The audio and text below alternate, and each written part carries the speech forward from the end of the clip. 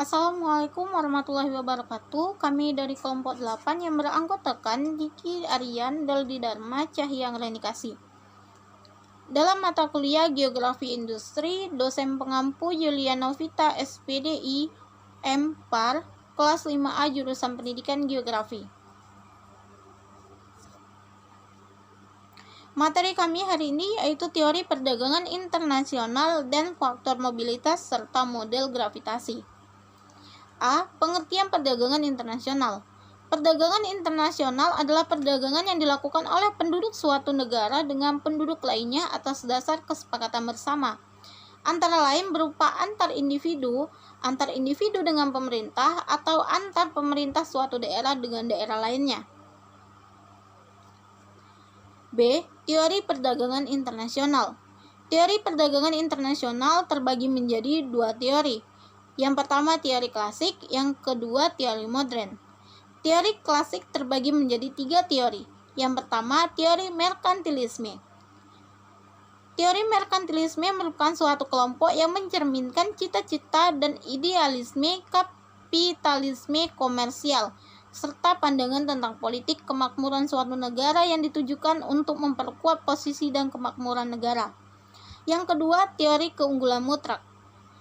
Adam Smith berpendapat bahwa sumber tunggal pendapatan adalah produksi hasil tenaga kerja serta sumber daya ekonomi. Kekayaan akan bertambah sesuai dengan skill serta efisien dengan tenaga kerja yang digunakan dan sesuai dengan persentase penduduk yang dilakukan pekerja tersebut. Adapun keunggulan mutlak menurut Adam Smith merupakan kemampuan suatu negara untuk menghasilkan suatu barang dan jasa per unit dengan menggunakan sumber daya yang lebih sedikit. Yang ketiga, teori keunggulan komparatif.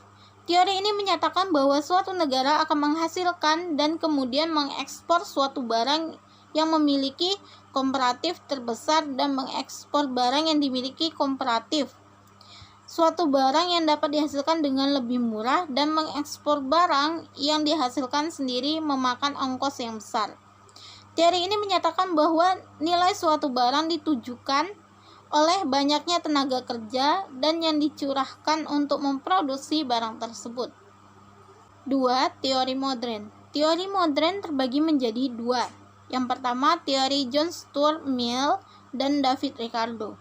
Teori ini menyatakan bahwa suatu negara akan menghasilkan dan kemudian mengekspor suatu barang yang dapat dihasilkan dengan lebih murah dan mengekspor barang yang kalau dihasilkan sendiri memakan ongkos yang besar. Teori ini menyatakan bahwa nilai suatu barang ditemukan oleh banyaknya tenaga kerja yang dicurahkan untuk memproduksi tenaga tersebut. 2.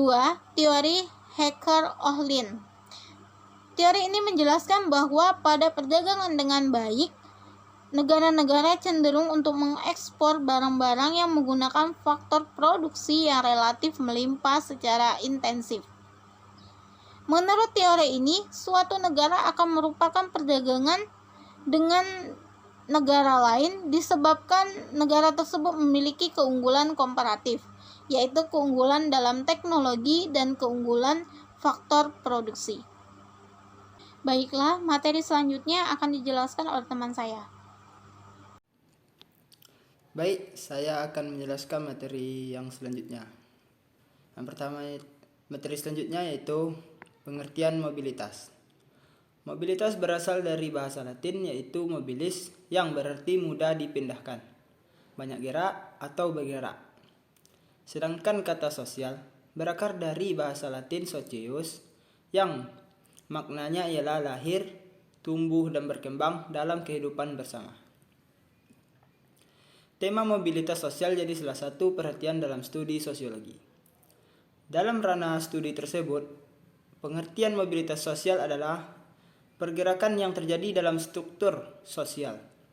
Istilah terakhir merujuk pada pola-pola tertentu yang menunjukkan adanya lapisan dalam organisasi masyarakat.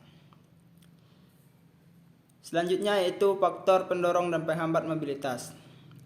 Yang pertama yaitu faktor pendorong mobilitas. Yang pertama faktornya yaitu faktor struktural. Yang kedua faktor individu. Yang ketiga ada faktor status sosial. Yang keempat faktor ekonomi. Yang kelima faktor situasi politik. Yang keenam faktor kependudukan. Yang ketujuh faktor keinginan untuk melihat daerah lain. Yang kedua yaitu faktor penghambat mobilitas. Faktor-faktornya antara lain yaitu yang pertama, sistem lapisan sosial yang tertutup. Yang kedua, kemiskinan.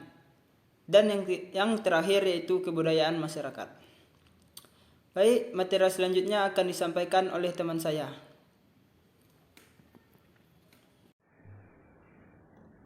Baiklah, di sini saya akan melanjutkan penjelasan dari teman saya, yaitu pengertian model gravitasi.